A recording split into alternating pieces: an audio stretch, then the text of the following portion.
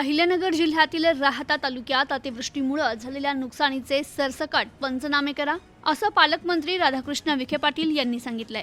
राहाता तालुक्यातील बाभळेश्वर, राजुरी, ममदापूर, तिसगाववाडी, अस्तगाव येथे अतिवृष्टीने झालेल्या पीक नुकसानीची पालकमंत्री विखे पाटील यांनी पाहणी केली आहे। तालुक्यातील बाभळेश्वर, राजुरी, ममदापूर, तिसगाववाडी, अस्तगावच्या काही भागात चक्रीवादळ सदृश्य पावसानं डाळिंब, आंबा, ऊस आणि साठवलेला कांदा तसेच घरे, गोठा यांवर झाडे पडून मोठं नुकसान झालंय। नुकसानीचे सरसकट पंचनामे करा। शासन नैसर्गिक संकटात शेतकऱ्यांसह नागरिकांच्या पाठीशी खंबीर उभे असल्याची ग्वाही राज्याचे जलसंपदा मंत्री तथा अहिल्यानगर जिल्ह्याचे पालकमंत्री राधाकृष्ण विखे पाटील यांनी दिली।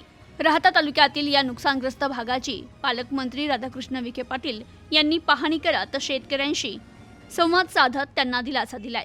पालकमंत्री विखे पाटील म्हणाले, अहिल्यानगर जिल्ह्यात मागील काही दिवसात मोठ्या स्वरूपातील पावसानं झालेल्या नुकसानीचा विचार करता स्थायी आदेशाच्या पलीकडे जाऊन मदत करण्याचा विचार करावा लागणार आहे। याबाबत मुख्यमंत्री देवेंद्र फडणवीस यांच्याशी प्राथमिक चर्चा झाली आहे। झालेल्या नुकसानीचे सरसकट पंचनामे करावे, महावितरणचा वीज पुरवठा सुरळीत करण्याकरिता अतिरिक्त मनुष्यबळ उपलब्ध करून द्यावं, तसेच नैसर्गिक आपत्ती असली तरी भविष्यात नुकसान कसं टाळता येऊ शकतं यावरच उपाययोजना करण्याच्या सूचना त्यांनी दिल्या। पाहणी दरम्यान पालकमंत्र्यांनी डाळिंब उत्पादकांशीही संवाद साधलाय।